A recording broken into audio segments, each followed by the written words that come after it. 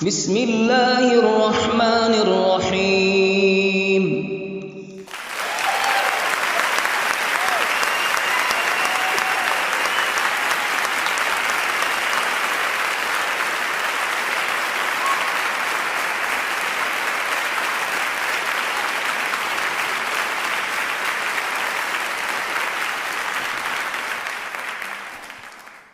بسم اللہ الرحمن الرحیم۔ میں لکھتا ہوں، ہر روز لکھتا ہوں، لیکن میں نہیں جانتا کہ میں کیا لکھتا ہوں، افسانہ لکھتا ہوں یا وہ انشائیہ ہوتا ہے۔ بہرحال جناب صدر کی اجازت سے 2 بار کا دولہا۔ کون ایسا ہے جو دولہا دیکھ کر اپنا دولہا ہونے کے سپنے نہ دیکھے؟ ہر کسی کو شوق چڑھتا ہے کہ وہ بھی نیا جوڑا، ماتھے پر سیرا، ہاتھوں میں گجرے، سر پر کلا تو پاؤں میں زرق پر جوتی پہنے، اور پھر اس شان سے سسرال جائے کہ فاتح عالم وہی ہے، دوسرا کوئی نہیں۔ واہ رے واہ مولا، کب آوے گا یہ بھاگ بھرا دن، اور جو دولہا ہے سو تیلی پہلوان ہی کیوں نہ ہو، جب چلتا ہے تو سمجھتا ہے دلہن کے راستے کے پتھر پاؤں تلے دھساتا چلا جاتا ہے۔ یہ معلوم نہیں کہ بیچارہ زیادہ سے زیادہ 2 دن کا دولہا ہے، پھر ہمیشہ کے لیے بیوی کا خاوند۔ نہ وہ حسن، نہ وہ جمال، نہ وہ اکڑ، نہ وہ کمال، جوانی کی دم 20 ٹانگوں کے رکھتا ہے۔ بکھرے بال، اترا چہرہ، اور اس پر بھی ببول کے کانٹوں کی مانند سخت داڑھی، کالی وسکٹ کا برا حال، پھولی ہوئی جیبیں، مڑا گریبان، گویا کوئی چال سیدھی نہیں بیچارے کی۔ یہی حال بی بی دلہنیا کا ہے۔ پالکی سے قدم اترا تو 100 نخرے والیوں نے بسم اللہ پڑھ تھاما، کسی نے ماتھا چوما، ساس نے سونے کا پانی چھڑکا تو نندوں نے دودھ کے کٹورے الٹائے، تو خود کو مغل اعظم کی بہو سمجھ بیٹھی۔ 2-4 دن تو قسمت نے یاوری کی، کھانے کو چوکھا مگر خوب ملا، ناشتے میں تارنے والے تو پینے میں شہد اور دودھ۔ ابھی 2 ہی دن گزرے تھے کہ تخت سلمانی سے ایسے اتری کہ تا حیات بیوی کا لقب پایا، لیکن سر میں خناس تو پہلے دن سے ہی سما گیا تھا۔ سرتاج کو ایسا نیچا کر دکھایا کہ ہمیشہ کے لیے بیگی بلی کو بھی شرماتا رہا۔ کھڑے کان ایسے لٹکے کہ پھر بھی کھڑے نہ کر سکا، کانوں کی سرخی زردی میں ایسی بدلی کہ تادم مرگ ہاتھ بندھا غلام بن گیا۔ نندیں ایسی بھاگیں کہ پھر مڑ کے پاس نہ آئی۔ ساس نے تو افریقہ کے جنگلوں کی بلا جانا۔ 2 ہی دنوں بعد ہیرے موتیوں کے بھرے تھال جو شادی سے قبل یا شادی کے دوران دکھتے تھے، ایسے الٹے کہ پھر ان میں بھی کبھی خشکا دکھائی نہ دیا۔ یار لوگوں کی تو اپنی قسمت، زندگانی میں 4 دنوں کے لیے اس مرتبہ پر فائز ہوئے۔ 2 دن پہلی شادی پر تو ماشاء اللہ 2 دن دوسری پر دلہا بنے۔ جو خدمت ان 4 دنوں میں پائی بڑے بڑے مخدوموں نے نہ دیکھی ہوگی، اور نہ ہی اپنی 52 سالہ زندگی میں پھر نصیب ہوئی۔ پہلی نے رائے فرار اختیار کی تو دوسرے کے کوزے کا اب تک جنگ ٹھہرے۔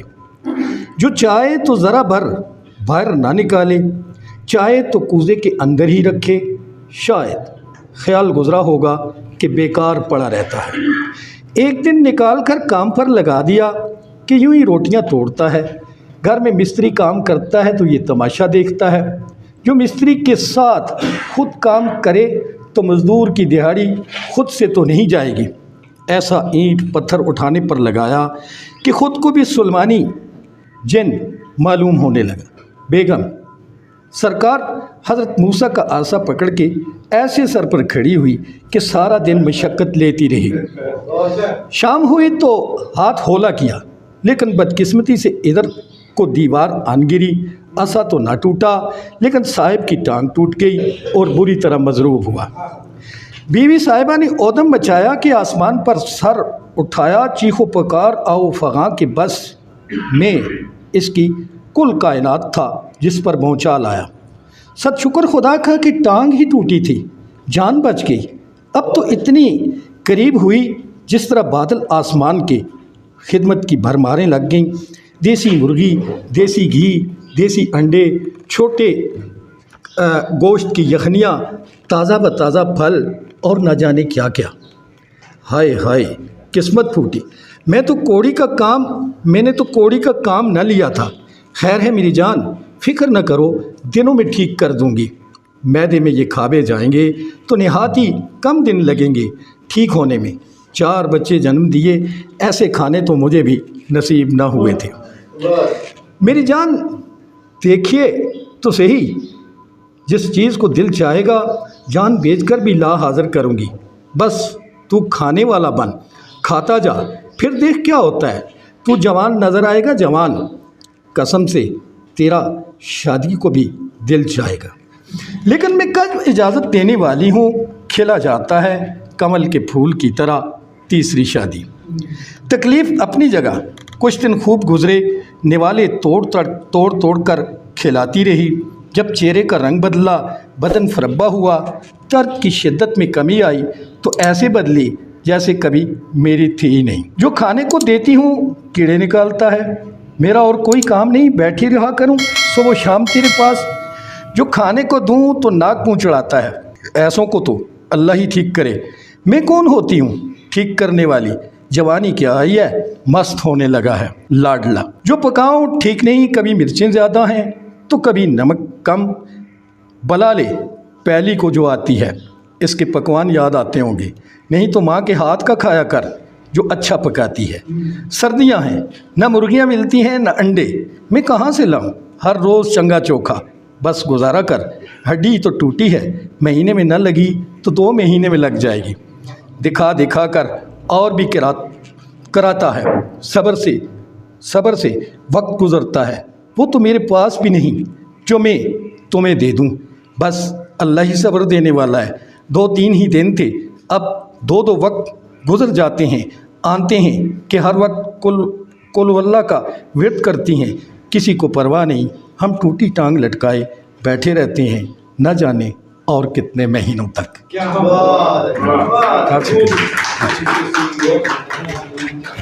اعوذ باللہ من الشیطان الرجیم، بسم اللہ الرحمن الرحیم۔ سب سے پہلے جناب سلیم صاحب بہت شکریہ، دوسری دفعہ یہاں آنا ہوا، پہلی دفعہ ابو سفیان صبی صاحب کے حوالے سے۔ عادل سید قریشی بہت بہت شکریہ جی۔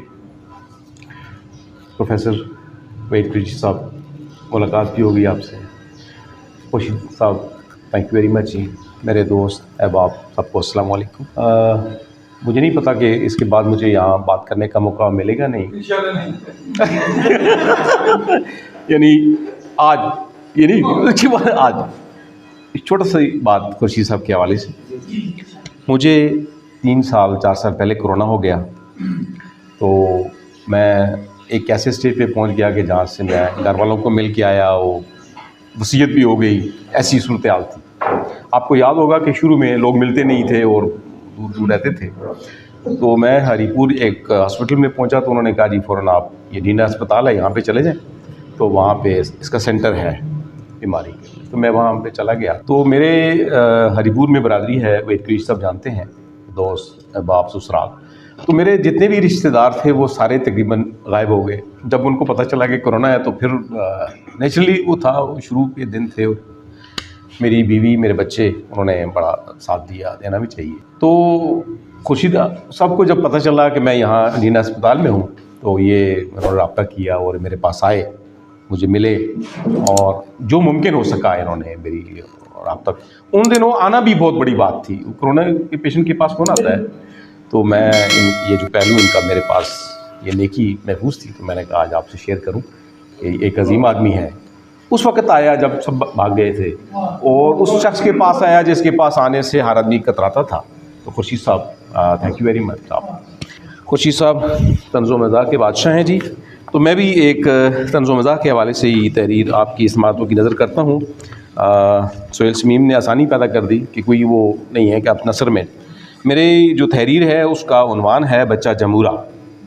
بچہ جمورہ، سلیم صاحب آپ کو یاد ہوگا، یہ پہلے ایک مداری ہوا کرتا تھا، وہ بچے کو بٹھاتے تھے اور اس کی آنکھوں پہ پردہ ہوتا تھا اور اس سے سوال وغیرہ پوچھتے تھے، تو وہ منظر آج کل بہت کم نظر آتا ہے، لیکن بہرحال بچہ جمورہ اس کا عنوان ہے جی۔ مداری बच्चा जमूरा, बच्चा बस बहुत हो गया, अब तो मुझे बच्चा जमूरा कहना बंद कर दो, जमहूरियत तो देखी नहीं, ज़्यादातर तो डैश डैश है। आगे जी।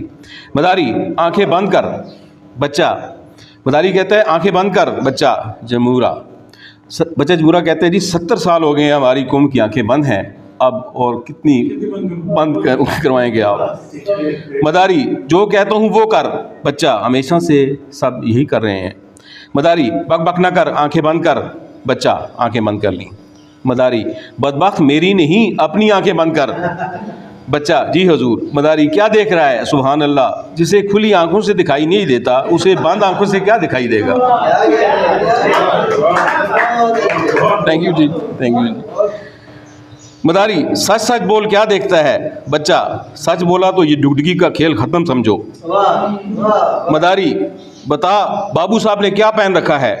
बच्चा, बाबू है तो मुरम्मत शुदा चप्पल ही पहनी होगी। तालियां, तालियां बजती हैं जी। मदारी, बता मैंने जिस सर पर हाथ रखा है उसके बालों का रंग क्या है? बच्चा, कोई भी रंग नहीं है। मदारी, बच्चा जमूरा साफ साफ बात कर। बच्चा, तुम जिसके सर पर हाथ रखते हो वो गंजा ही हो सकता है। मदारी, मेरे दाएं हाथ पर जो साहब खड़े हैं इनके हाथ में क्या है? बच्चा, इनके हाथ में हाथ की लकीरें हैं। मदारी, मेरे बाएं हाथ में जो बच्चा एक टांग पर खड़ा है इसे लोग क्या कहते हैं? बच्चा, इसे लंगड़ा कहते हैं। मदारी, नई हुकूमत क्या कर लेगी? बच्चा, वही जो पिछली हुकूमत ने किया है। मदारी, मतलब कुछ भी नहीं। मदारी, बाबा जी के थैले में क्या है? बच्चा, थैला खाली है। बाबा, तुम्हें कैसे मालूम हुआ ये खाली है? बच्चा, जिनके थैले भरे होते हैं वो ये तमाशा देखने भला क्यों आए? मदारी, तमाशाई अब कम आ रहे हैं, क्यों? बच्चा, अब टीवी पर हर रोज़ सियासी मुज़ाकरे ज़्यादा हो रहे हैं, वो भी यही तमाशे हैं। मदारी, महंगाई कब कम होगी? बच्चा, जब महंगाई का जेन बोतल में बंद होगा तब महंगाई कम हो जाएगी। मदारी, हमारा तमाशा देखने तुम्हारी माँ कभी नहीं आई। बच्चा, वो खुद तमाशागर है, तमाशबीन नहीं है। मदारी, ये बताएं लोगों ने कपड़े पर कितने रुपए फेंके हैं? बच्चा, एक भी रुपया नहीं फेंका। मदारी, क्यों? उन्होंने रुपया देखा ही कब है। मदारी, बच्चा जमूरा, चल ये बताएं लोगों की किस्मत कब बदलेगी? बच्चा, जब ये हमारा तमाशा देखना छोड़कर अपना तमाशा लगाएंगे तो इनकी किस्मत बदल जाएगी। मदारी, अबे नमक हराम, हम खाएंगे कहाँ से? बच्चा, कोई नया खेल खेलना पड़ेगा। मदारी, नए की ज़रूरत नहीं, क्या मतलब? 3-4 नस्लों से तो यही खेल खेला जा रहा है, कभी कोई भूखा नहीं मरा। बच्चा, आंखें खोल दो। मदारी, खोल दूं मगर फ़ायदा कुछ नहीं है। बच्चा, क्या मतलब? मदारी, लोड शेडिंग है। बच्चा, कोई सवाल कर। मदारी, कोई फ़ायदा नहीं। बच्चा, वो क्यों? मदारी, तमाशाई चले गए हैं। बच्चा, कितने पैसे हुए? मदारी, कुल मिला के 12.5 रुपये। बच्चा, खेसे से 4 उठानियाँ शामिल कर। मदारी, अरे क्या तू देख रहा है? बच्चा जमूरा, आंखें तो खुली रखनी पड़ती हैं आपकी। Thank you.